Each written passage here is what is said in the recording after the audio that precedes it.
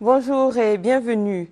Le président de la République, Alassane Ouattara, en visite privée en France, rencontre aujourd'hui le président français François Hollande. Ce sera un tête-à-tête pour parler de coopération entre Abidjan et Paris.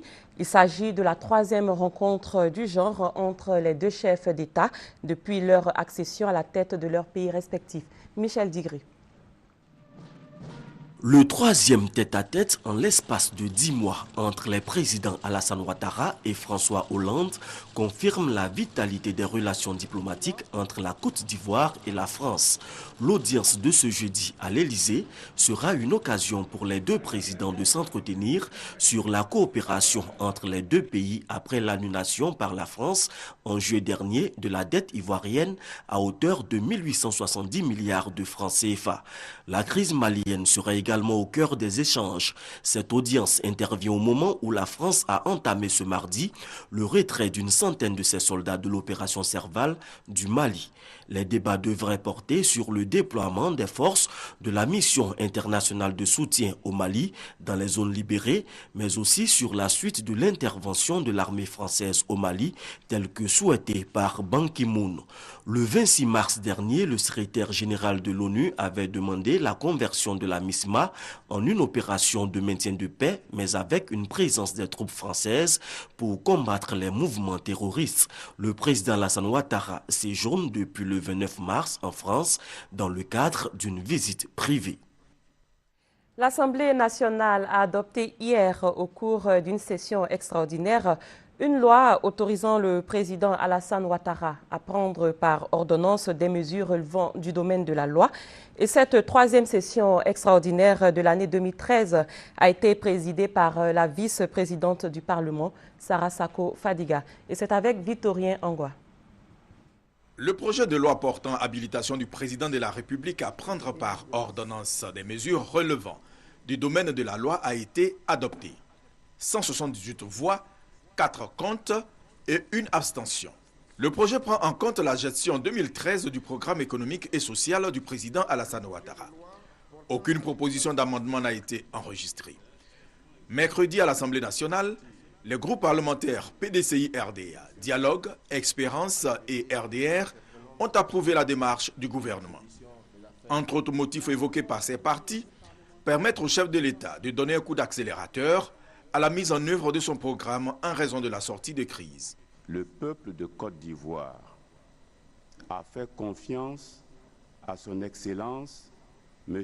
Alassane Ouattara. Nous, les députés, nous devons faciliter sa tâche en mettant à sa disposition les moyens qu'il sollicite afin que notre pays retrouve rapidement sa place dans le concert des nations.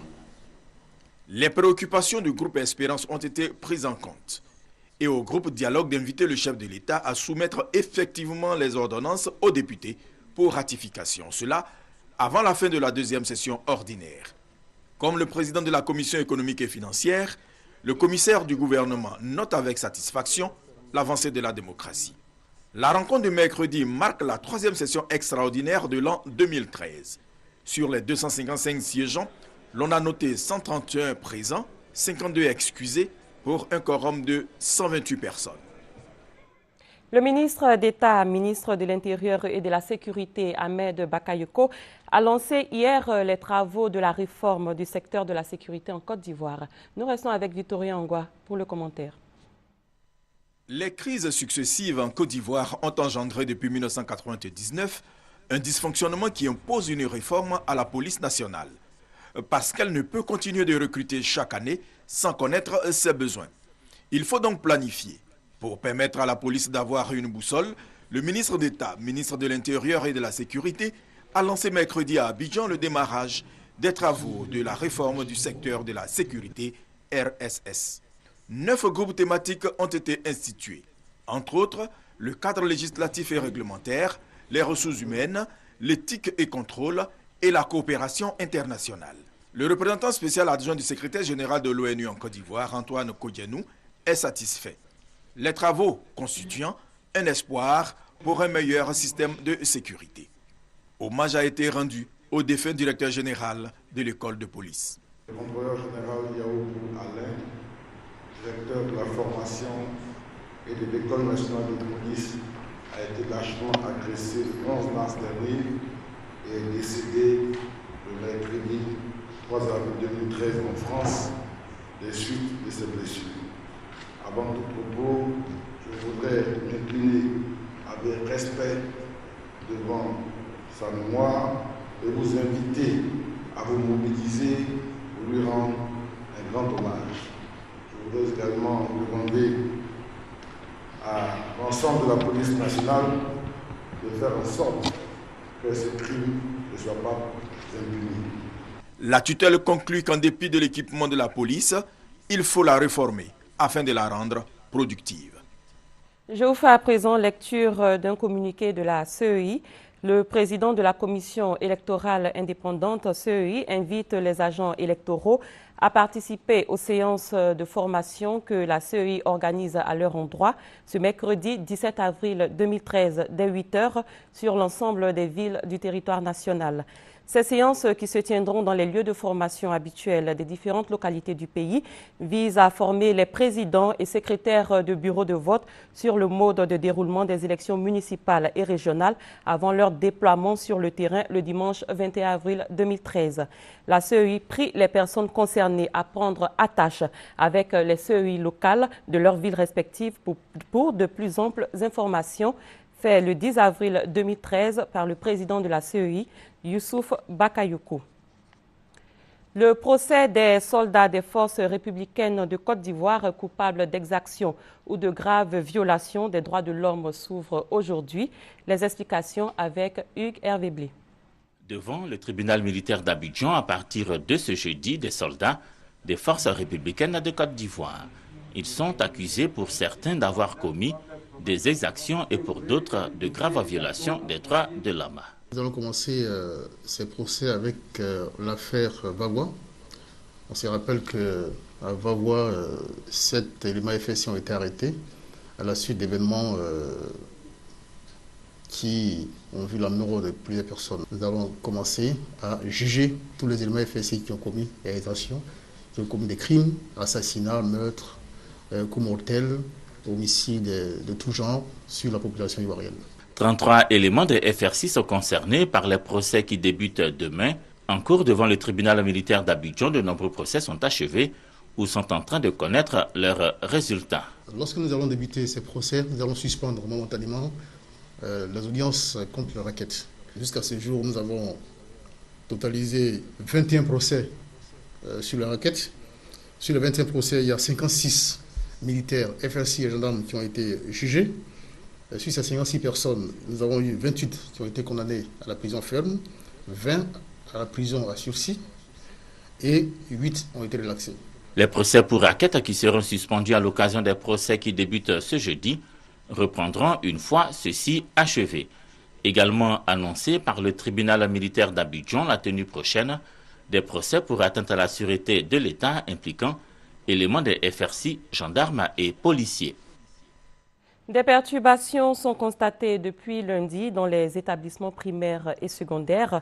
En cause, le mot d'ordre de grève lancé par l'intersyndical du secteur éducation-formation.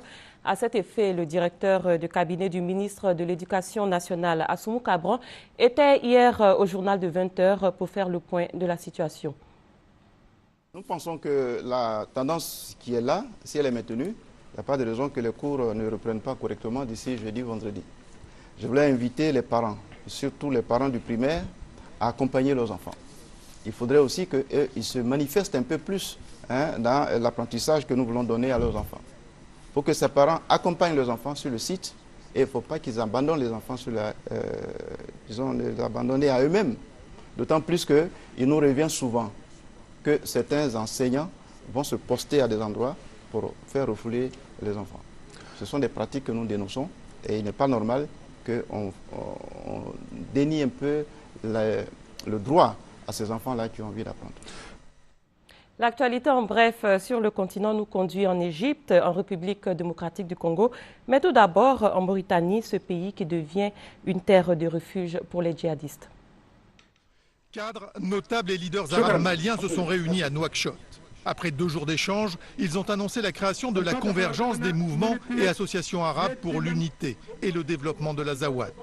Ils se revendiquent comme les seuls représentants de cette communauté du Nord Mali et militent pour l'unité et l'intégrité territoriale du pays. Ils se disent prêts à intégrer la Commission nationale de réconciliation. Plusieurs centaines de chrétiens coptes ont manifesté mardi soir au Caire devant la principale cathédrale de la capitale. Ils ont dénoncé les violences interconfessionnelles qui se multiplient à travers le pays. Le patriarche copte a vivement critiqué le président égyptien responsable selon lui des violences qui ont émaillé les funérailles de 4 coptes tués 2 jours plus tôt.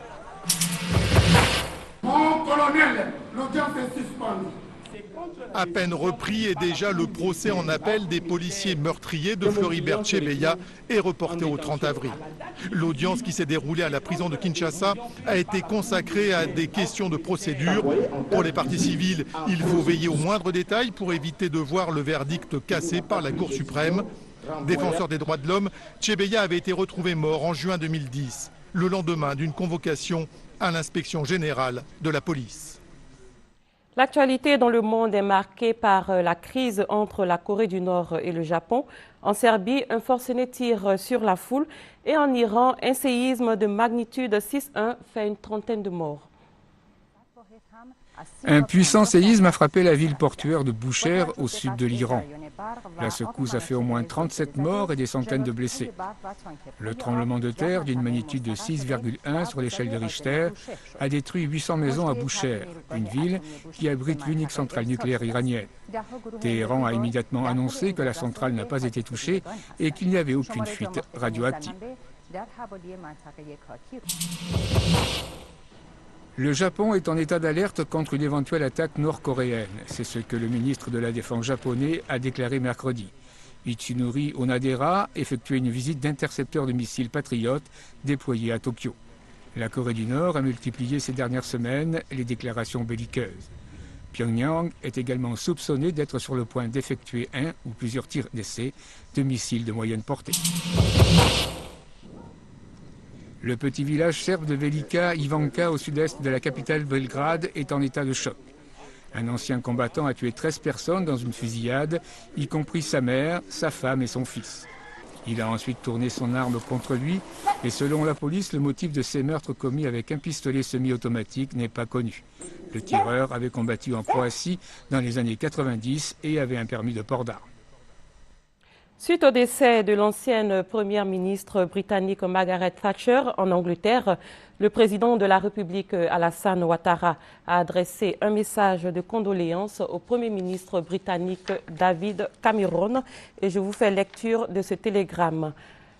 À son Excellence, Monsieur David Cameron, Premier ministre du Royaume-Uni, Monsieur le Premier ministre, c'est avec consternation que j'ai appris la nouvelle du décès survenu le 8 avril 2013 de Madame Margaret Thatcher, ancien Premier ministre conservateur de 1979 à 1990.